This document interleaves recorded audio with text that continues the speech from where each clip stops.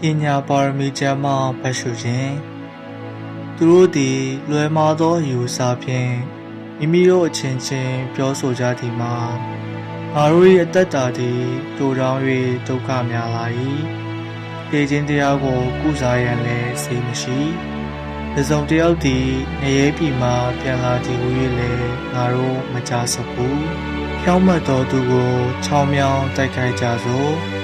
အကြောင်းမူကားသူသည်ငါတို့အတွက်အောနှလုံးနာဝယ်ကောင်း၍ငါတို့၏လုပ်ရများကိုစန့်ကျင်၏သူသည်ငါတို့ဥပဒေချိုးဖောက်ခြင်းကိုအပြစ်တင်၍ငါတို့ရရှိခဲ့သောတင်ကြားမှုကိုငါတို့စန့်ကျင်သည့်အတွက်ငါတို့ကိုဆွဆွဲ၏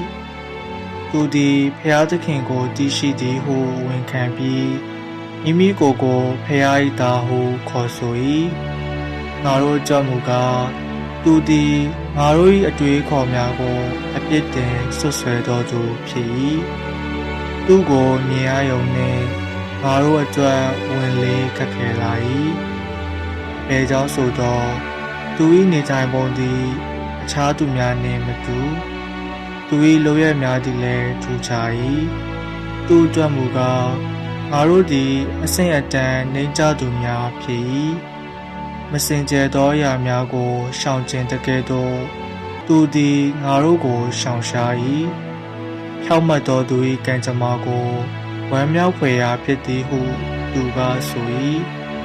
ဖျားသခင်သည်သူ၏အဘဖြစ်သည်ဟု၍လည်းသူဝါကြွား၏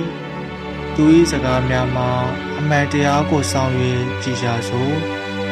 သူကိုယ်တိုင်မိကဲ့သို့ဆောင်ခံရောက်မည်ကိုကြည်ကြစို့အကယ်၍ဖြောင့်မတ်သောသူသည်ဖျားသခင်၏သားဖြစ်လျှင်ဖျားသခင်သည်သူ့ကိုကာကွယ်ပေးလိမ့်မည်သူ့ကိုသူ့ရန်သူတို့၏လက်မှရွေးနှုတ်ကယ်တင်လိမ့်မည်သူတွင်လူညံ့တိမ်မွေ့သောစိတ်ဓာတ်ရှိမရှိသက်သေပြရန်နှင့်သူ၏တီးခံခြင်းကိုစံတက်ရန်အတွက်သူ့ကိုအဆက်ခွဲခြင်းနှင့်ညှဉ်းပန်းနှိပ်စက်ခြင်းတို့ဖြင့်စံတက်ကြစို့သူ့ကိုအဆက်တကွဲတည်စေရန်စီရင်ကြစို့သူ၏စကားအတိုင်းဘုရားသခင်သည်သူ့ကိုစောင့်ရှောက်ကောက်ွယ်လိမ့်မည်ဟုဘုရားတရားမဲ့သူတို့သည်တွေးမြင်နေကြ၏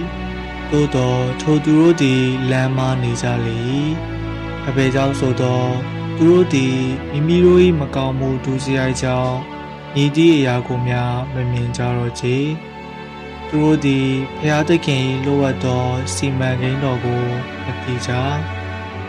တန်ရှင်းစင်ကြယ်ခြင်းအတွက်ရရှိမည်ဆုလက်တော်ကိုသူတို့သည်ထဲမတော်ကြအပြစ်ကင်းစင်သောဝိညာဉ်များရရှိမည်ဆုလက်ကိုလည်းသူတို့အထင်မကြီးကြချေဖျားသခင်နှုတ်ကပတ်တော်၏သည်